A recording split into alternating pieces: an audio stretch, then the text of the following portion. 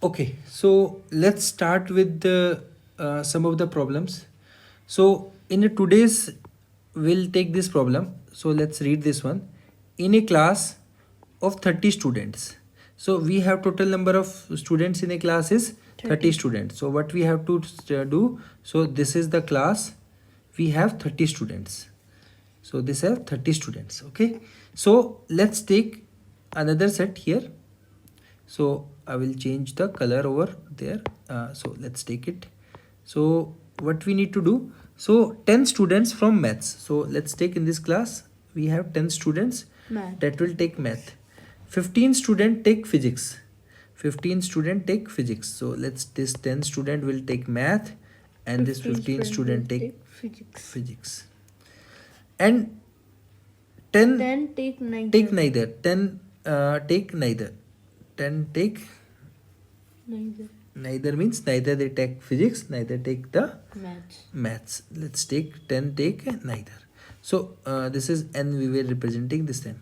So the number of students who take both physics, Mathematics and physics is how much? So if we will total this, let's first understand. So total number of student we have 30. So right now, just to explain, I have taken it different sets. But if you will add this 10 marks in number of students in the physics, maths and neither, so it should be equal to the 30. So first number of students in the maths is 15. maths is Physics Maths is is 15. maths is physics is 15, maths is 10, and neither is 10. neither is also 10. So when we summed up this one, so this 35. will be the 35. So it means we have some students that are intersecting. So we have to correct this diagram. So like this, some students that have math, which have also physics, and apart from those students that are left, they don't have anything. So this is the correct diagram for this one. So now we will say this intersection, whatever the value of intersecting. So intersection means A intersection B.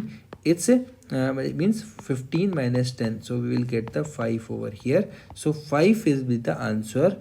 Those student, those take took both both mathematics mathematics and physics. Clear? Yes. Any other doubt? No.